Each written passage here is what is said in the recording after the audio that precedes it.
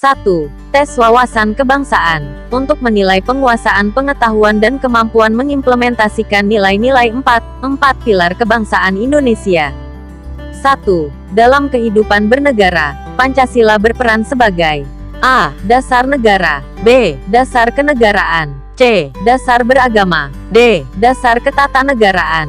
Jawaban adalah A. 2. Rumusan Pancasila yang resmi terdapat dalam A. Pidato Bung Karno, B. Proklamasi tanggal 17 Agustus tahun 1945, C. Pembukaan UUD 1945, D. Piagam Jakarta. Jawaban adalah C. 3. Dalam sumber tata hukum di Indonesia, Pancasila dijadikan sebagai A. Sumber dari segala sumber hukum, B. Hukum tertinggi di Indonesia, C. Hukum tertulis tertinggi di Indonesia, D. Setingkat dengan UUD 1945.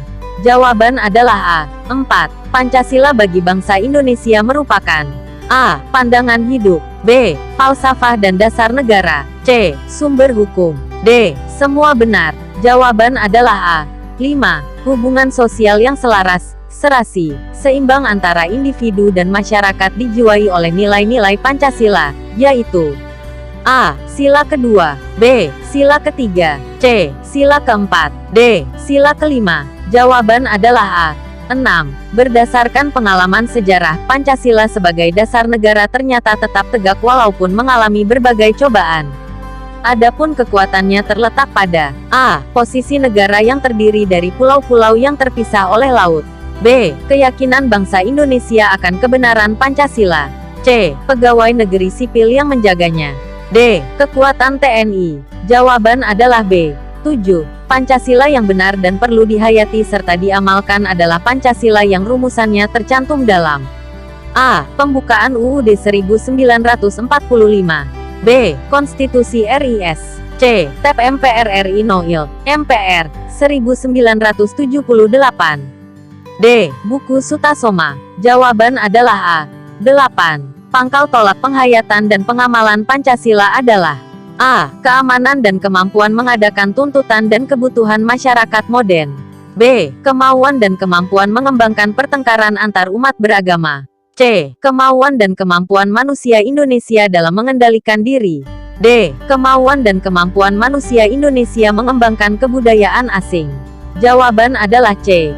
9. Beribadah dan menganut suatu agama atau kepercayaan adalah merupakan asasi A. Pribadi, B. Perlakuan dan perlindung, C. Politik, D. Sosial budaya. Jawaban adalah A.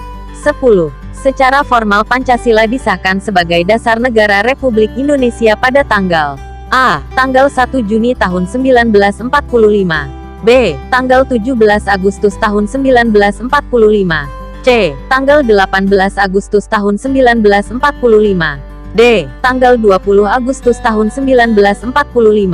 Jawaban adalah D. 11. Berapa kali UUD 1945 diamandemen? A. 1 kali, B. 2 kali, C. 3 kali, D. 4 kali. Jawaban adalah D. 12. Pasal berapa saja UUD 1945 pertama kali diamandemen? A. Pasal 5, 7, 9, 13, 14, 15, 17, 20 dan 21. B. Pasal 5, 7, 9, 13, 14, 15, 17, 20 dan 22.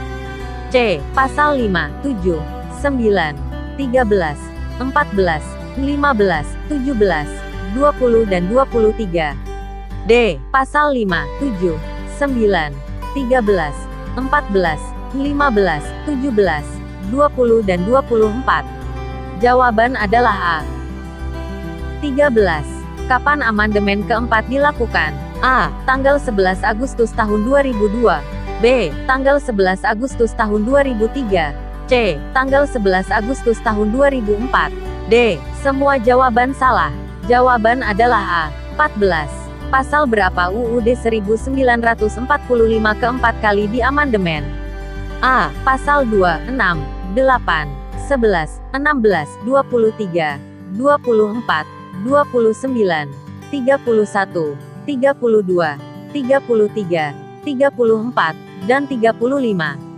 B. Pasal 2, 6, 8, 11, 16, 23, 24, 29, 31, 32, 33, 34, dan 36. C. Pasal 2, 6, 8, 11, 16, 23, 24, 29, 31, 32, 33, 34, dan 37. D. Semua jawaban salah. Jawaban adalah C. 15. Di bagian mana dalam UUD 1945 disebutkan tata cara pembentukan Mahkamah Konstitusi? A. Aturan peralihan pasal I.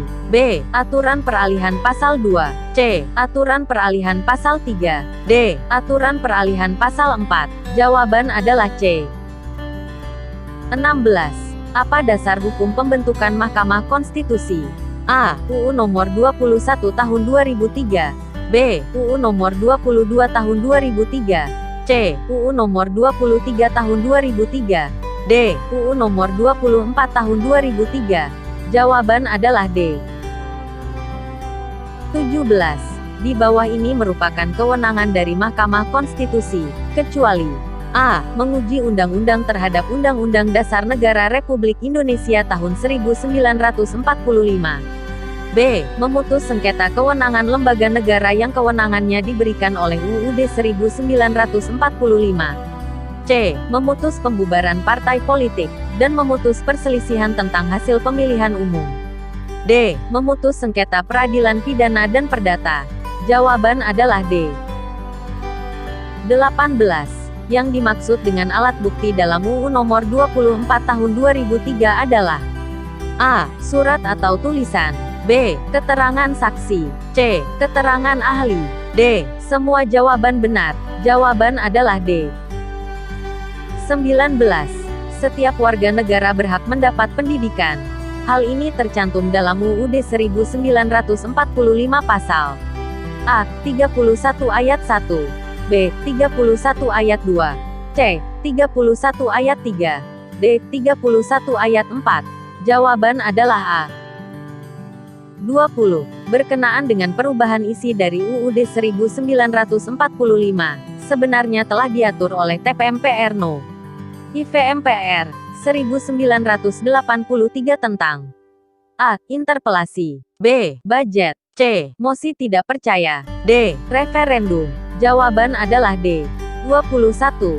Kata depan yang ditulis secara benar terdapat pada A. Bersembunyi di balik pintu.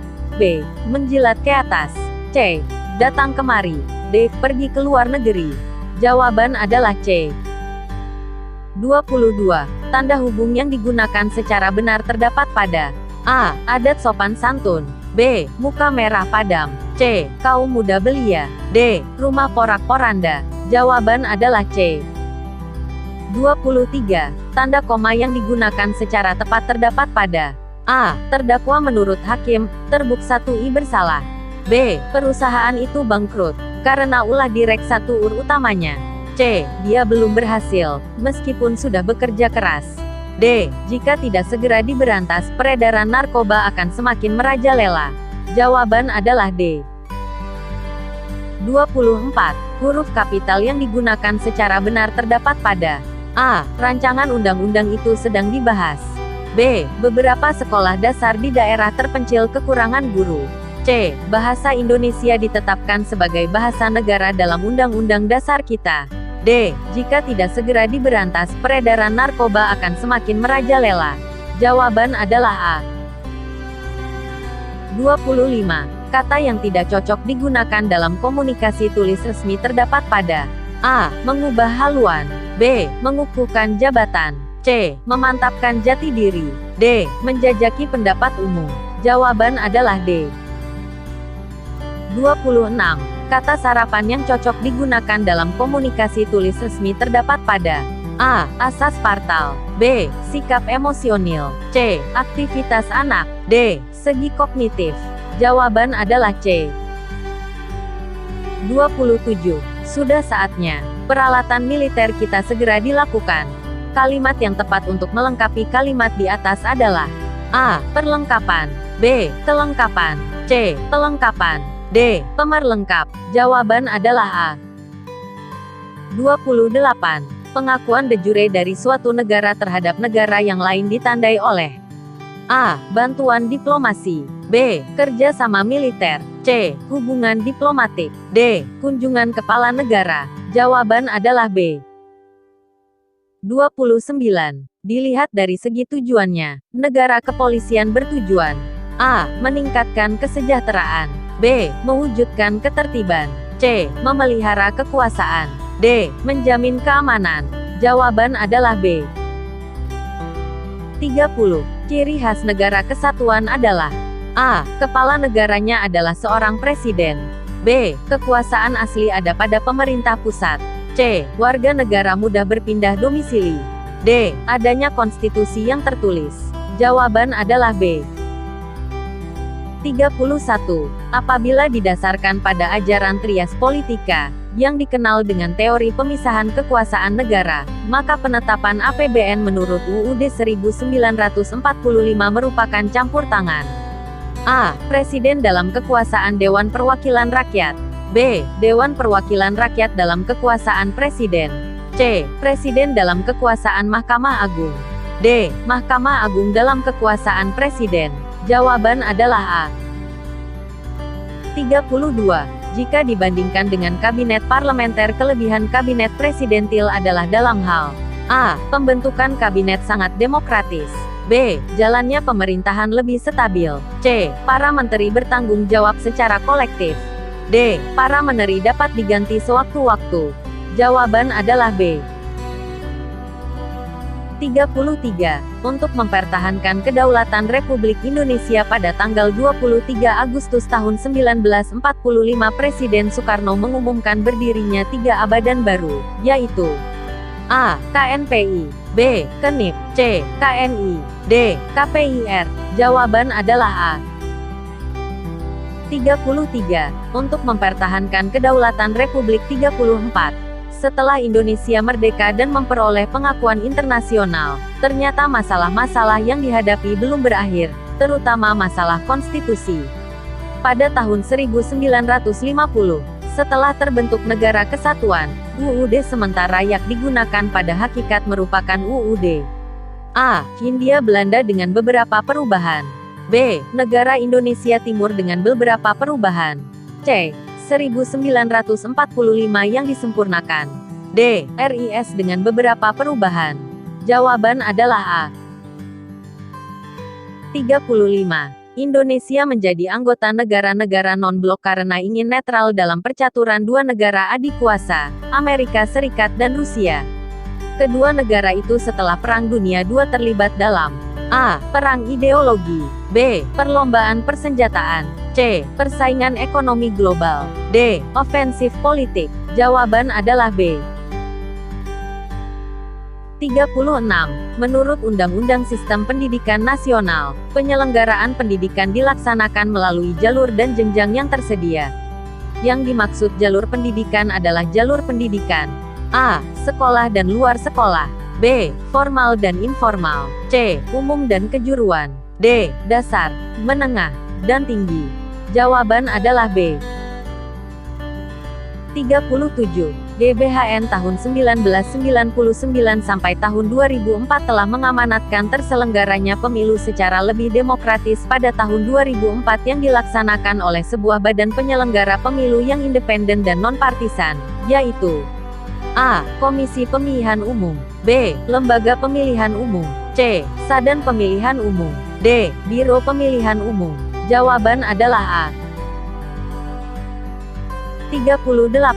Sasaran perbaikan struktur politik yang demokratis pada intinya ialah adanya keseimbangan, adanya peningkatan kinerja lembaga-lembaga negara, serta adanya A. Pemisahan kekuasaan secara tegas. B. Pengawasan yang ketat. C. Kebebasan per.